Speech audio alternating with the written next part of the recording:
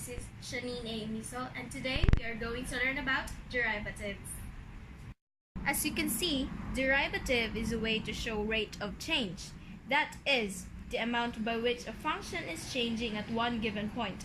For functions that act on the real numbers, it is the slope of the tangent line at a point on a graph. So in this video, we are going to discuss more specifically on related rates. In related rates, problems we are given the rate of change of one quantity in a problem and asked to determine the rate of one or more quantities in the problem. As you can see, I have a sample problem here. A ladder is 10 feet long and leaning against the wall. The bottom of the ladder is pulled horizontally from the wall at 4 feet per second. How fast is the top of the ladder sliding down when the bottom is 8 feet from the wall? So a 10-foot ladder leaning against the wall, but it's on a very slick ground and it starts to slide outward. And right at the moment that we're looking at this ladder, the base of the ladder is 8 feet away from the base of the wall. And it's sliding down outward 4 feet per second. And we'll assume that the top of the ladder kind of glide along the side of the wall and stays kind of in contact to the wall and move straight down. So how fast is it moving straight down at the moment? So what do we know and what do we not know? So if we call the distance between the base of the wall to the base of the ladder, let's call it x. We know right now that x is equal to 8 feet.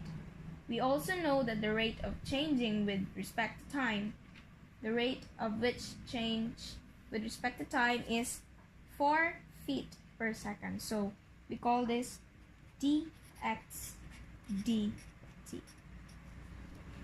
Now let's call the distance between the ladder and the base of the ladder h, right here. So what we are trying to figure out is what dh dt is.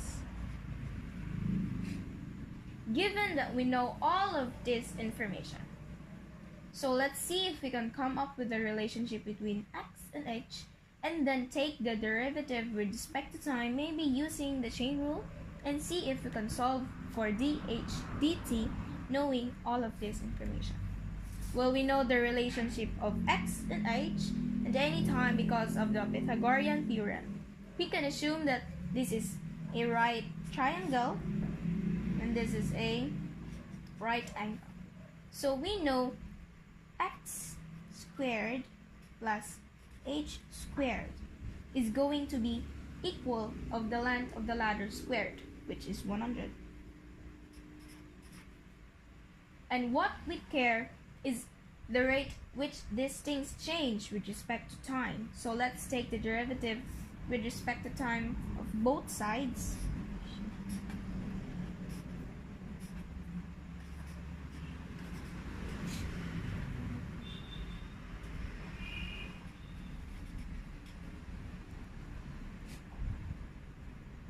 A little bit of implicit differentiation. So what's the derivative with respect to time of h squared? So the derivative of h squared with respect to x is 2x times the derivative of x with respect to time, dx over dt. Just to be clear, this is the chain rule. This is the derivative of x squared with respect to x, which is x squared x, which is 2x, times the derivative of x with respect to time, plus the derivative of h squared with respect to h is 2h times the derivative of h with respect to time, dh over dt. Now similarly, this is a chain rule. This is the the derivative of h with respect to h, dh squared dh, times the derivative of h with respect to time. So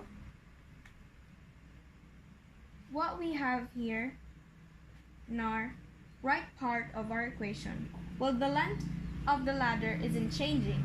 This 100 isn't going to change with respect to time. So the derivative of constant is just 0. So now we have a relationship between the rate of change of x with respect to time, the rate of x with respect to time, and then for out of given point of time when the length of x is x and h is h. But do we know what h is? So now when x is equal to 8 feet, well, we can figure it out. When x is equal to 8 feet, we can use a Pythagorean theorem. Again, we got 8 feet squared. Pythagorean theorem formula, h squared plus h squared, 100. So h squared, 8 squared plus h squared equals to 100. So 8 squared is 64 plus h squared, 100. Subtract both sides with 64. That's going to be h squared. 100 minus 64, 36. Now we will have to get the positive square root of 36, which is 6. So now we know what h is, and it is 6. Then we can solve the rate of change x with respect to time. So let's do that. So let's look at the right thing over here. Now we know what x is, and that is 8 feet. The rate of x with respect to time, which is 4 feet per second. We know what h is, and that is 6. So now we can solve for the rate of h with respect to time. So now 2